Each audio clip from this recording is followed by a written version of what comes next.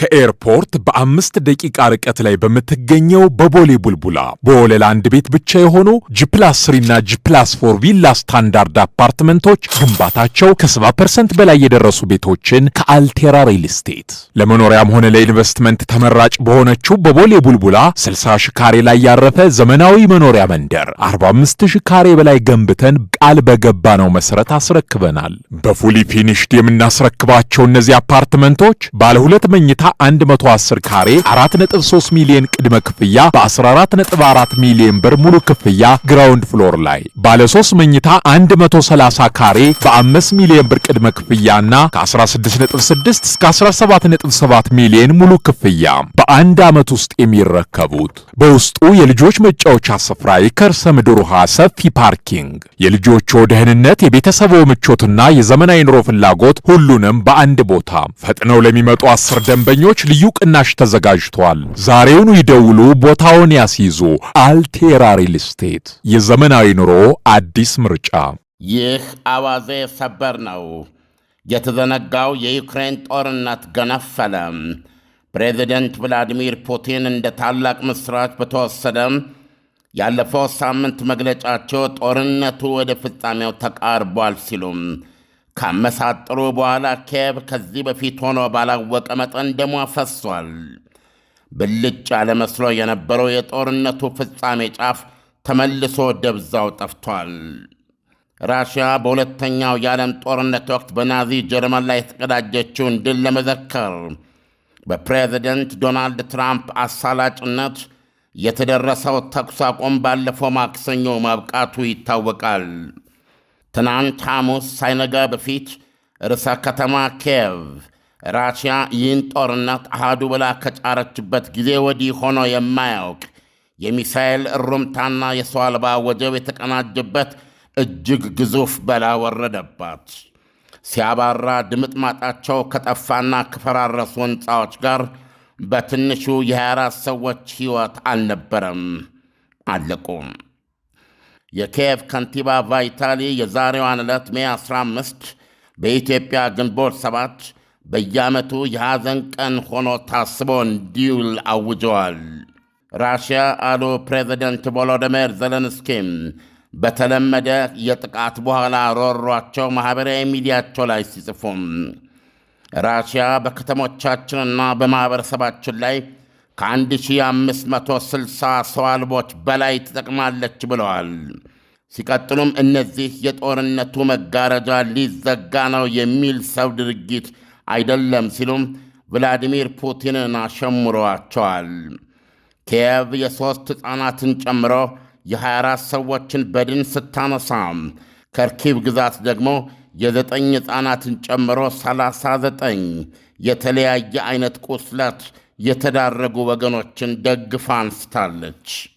ሞስኮ ሐሙስ ጎህ ሳይቀድ በፊት ላካሄደችው ቅጥቀጣ ኪየቭ ደግሞ ከነጋ በኋላ በቀን ብርሃን ዛሬ የራሷን ሩምታ ከፍታለች።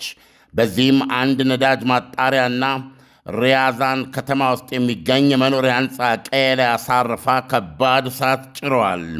ቢያንስ 4 ራሽያውያን ተገድለዋል። የሪያዛን ከተማ አገረ ገዢ ፓቬል ማልኮቭ እንዳስረዱት ከተማይቱ ከሞስኮ በስተደቡብ 208 ኪሎ ሜትር ርቀት ላይ የምትገኝ ናት። 12 ቆስለዋል።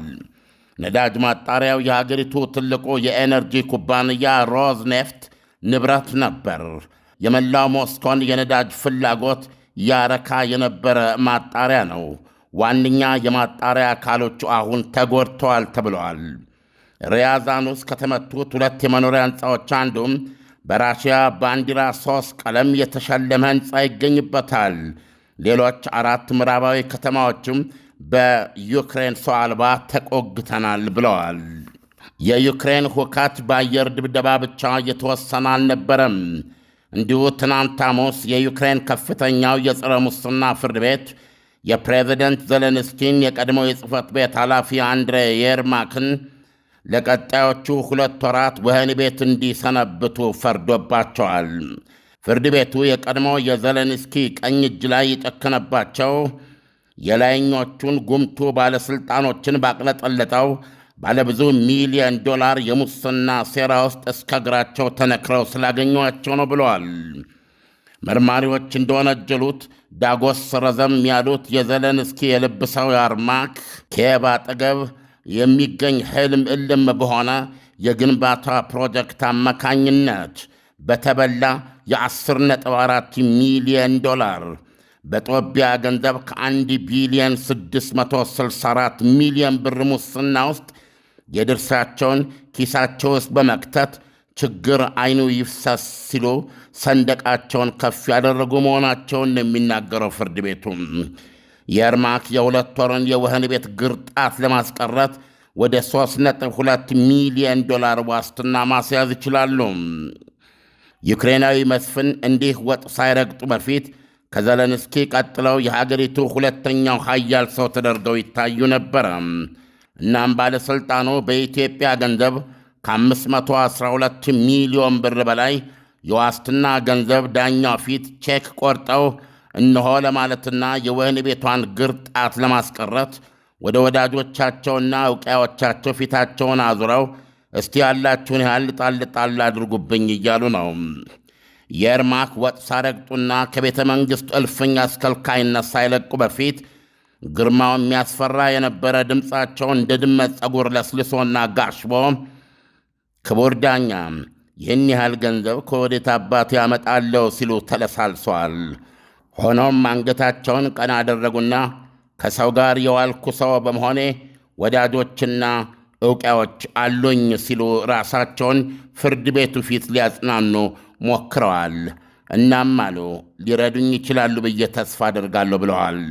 የርማክ ይህን ጎተራ ሙሉ የዋስትና ገንዘብ ያሟሉ እንደሆነ የ2 ወር እስሩ ቢቀርላቸውም የቭላዲሚር ፑቲን ጡጫ ማሳረፊያ ከሆነችው ኪየቭ ከተማ ውጪ ወዴትም ውልፍት እንዲሉ አይፈቀድላቸውም። ዓለም አቀፋዊን ፓስፖርታቸውንም ያስረክባሉ። በጉዳዩ ውስጥ ከተከሰሱ በርካታ ግብረበሎቻቸው ጋር ከአንዱም ጋር እንዳይገናኙ ይታገዳሉ። ከእነሱም መካከል ቤታቸው ሲፈተሽ ወርቅ ስሪት የመጸዳጃ መቀመጫ ላይ በስተቀረ የተፈጥሮ ጥሪ መመለስ የማይቻላቸው የነበሩትና ሊታሰሩ ሲፈለጉ ሀገር ጥለው ብስ ማለታቸው የተሰማው ጥላቢሱ ቲሞር ሚንዲች ይገኙበታል። ፕሬዚደንት ዘለንስኪ ኮሚክ ሳሉ መሳ የቢዝነስ ሽርካቸው ነበሩ። ቲሞር የርማክ ያገኟቸው ዘንድ ክልክል ከሚሆኑባቸው ሰዎች መካከል ሁለተኛና ሦስተኞቹ ደግሞ አሌክስ ቸርኒሾቭና ቬሮኒካ አኒኪየቪች ናቸው። ኦሌክሲ ቸርኒሾቭ የሥልጣን ሸሚዛቸው በበረኪና እንደማይለቆ ነው የሙስና መረቅ ያበላሸባቸው የቀድሞ ምክትል ጠቅላይ ሚኒስትር ናቸው። ቬሮኒካ አኒኪየቪች ቅልጥልጥ ባለ ሙስና ውስጥ የማይጠፉ ቃልቻዎች ውስጥ አንዷ ናት። የቡና ተና ከስኒ አንቅራ በመድፋት ይሁን ወይም ራሷን በነጭ ጨርቅ ጠቅልላ ድቢ የተመታ አዶ ከርቤ በማለት ወይም በሙስና የተቅለጠለጡ መዳፎች ላይ ዳሳሽ ጣቶቿን በስልት በማንቀሳቀስ ገና መናይተ ትበላለህ፣ የሙስናው ሀድራ ይዞልሃል እያለች ቅባቱ የደረሳት መጥምጥ ናት። ቶርማክ ከነኚህ ሁነኞች ጋር መነጋገር አይችሉም። በዋስትና ወህኒ ቤት እንዳይገቡ ራሳቸውን ለማዳን ቢችሉም በፍርድ ቤቱ ሂደት ከታዩ አስገራሚ ዝርዝሮች መካከል አንዱ እኚህ የቀድሞ የዘለንስኪ ቤተ መንግሥት የጥበት ቤት ኃላፊ የርማክ ከፍ ያለ መንግሥታዊ መንበር ላይ እነማን ይሾማሉ ብለው የማማከር አገልግሎት የጠየቁበት ቬሮኒካ ሪንግ ሹናይ ኦፊስ የሚለው ቢሮ ጉዳይ ነው። ዕድል ተንባዩዋ ቬሮኒካ አኒኪየቪች ናት እንዲህ ተብላ የተገለጸችው ባለ ቢሮዋ ተብላ። ምክሩን የጠየቁት ለመንግሥት ሥራ የታጩ ሰዎችን የልደት ቀን ዝርዝርም በመላክ ነው። አጅሪት የልደት ቀናቸውን በማየት ይሄኛው ይቀነዋል፣ ይሄኛው ዕድሉ ያማረ ነው፣ ይሄኛው ገና ጮማ ይቆርጣል በማለት እምጠነቁል ናት። የርማክ ከፍርድ ቤቱ ሲወጡ ለጋዜጠኞች ቃልቿን አላማከርኩም ሲሉ አስተባብለዋል። የርማክ አላስጠነቆልኩም ብቻ ሳይሆን ሙስናውንስ መቼ ቀመስኩ ብላችሁ ነው ሲሉ አቤት ለማለት ማቀዳቸውን ገልጸዋል። ለሹመት እንደሚበቁ ቬሮኒካ የጠነቆለችላቸውና የ10 ሚሊዮን ዶላር ሙስና ውስጥ ከራስ ፀጉራቸው እስከ እግር ጥፍራቸው ጨቅ ብለዋል ተብሎም ፍርድ ቤት እየተጎተቱ የሚገኙት የርማክ እስከ ቅርብ ጊዜ ድረስ መከረኛውን ጦርነት ለማቆም በሚል የኪየቭ ተደራዳሪ ሆነው ከኪየቭ አሜሪካ እንዲሁ ሲመላለሱ የነበሩ መስፍን ናቸው። ከጦርነቱ ማግስት ጀምሮ ዳግማዊ ዊንስተን ቸርችል ተብለው በምዕራባውያን ትከሻ ላይ እንኮኮ የተደረጉት ፕሬዚደንት ዘለንስኪ ሙስናው ከራሽያ ወረራ ወዲህ በፖለቲካ ሕይወታቸው ላይ የተጋረጠ ትልቁ የፖለቲካ ስጋት ሆኖባቸዋል። ጸረ ሙስና ኤጀንሲዎች እንደሚወነጅሉት ባለሥልጣኖቹ ይህንን ረብጣ ገንዘብ ኪሳቸው ውስጥ የከተቱት ከአገሪቱ ግዙፉ መንግሥታዊ የኒውክሌር ተቋም ነው። የሥልጣን ልሂቃኑን በሙሉ ያነካካው የሙስና ቅባት እስካሁን ድረስ የዘለንስኪን የሸሚዝ ኮሌታ አልነካውም። እናም አልተወነጀሉም። ይህ አዋዜ ነው። ከኤርፖርት በ5 ደቂቃ ርቀት ላይ በምትገኘው በቦሌ ቡልቡላ በወለል አንድ ቤት ብቻ የሆኑ ጂ+3 እና ጂ+4 ቪላ ስታንዳርድ አፓርትመንቶች ግንባታቸው ከ70% በላይ የደረሱ ቤቶችን ከአልቴራ ሪል ስቴት ለመኖሪያም ሆነ ለኢንቨስትመንት ተመራጭ በሆነችው በቦሌ ቡልቡላ 60,000 ካሬ ላይ ያረፈ ዘመናዊ መኖሪያ መንደር 45,000 ካሬ በላይ ገንብተን ቃል በገባነው መሰረት አስረክበናል። በፉሊ ፊኒሽድ የምናስረክባቸው እነዚህ አፓርትመንቶች ባለ 2 መኝታ 110 ካሬ 4.3 ሚሊዮን ቅድመ ክፍያ በ14.4 ሚሊዮን ብር ሙሉ ክፍያ ግራውንድ ፍሎር ላይ፣ ባለ 3 መኝታ 130 ካሬ በ5 ሚሊዮን ብር ቅድመ ክፍያና ከ16.6 እስከ 17.7 ሚሊዮን ሙሉ ክፍያ በአንድ ዓመት ውስጥ የሚረከቡት። በውስጡ የልጆች መጫወቻ ስፍራ፣ የከርሰ ምድር ውሃ፣ ሰፊ ፓርኪንግ፣ የልጆቹ ደህንነት፣ የቤተሰቡ ምቾትና የዘመናዊ ኑሮ ፍላጎት ሁሉንም በአንድ ቦታ። ፈጥነው ለሚመጡ 10 ደንበኞች ልዩ ቅናሽ ተዘጋጅቷል። ዛሬውኑ ይደውሉ፣ ቦታውን ያስይዙ። አልቴራ ሪል ስቴት፣ የዘመናዊ ኑሮ አዲስ ምርጫ።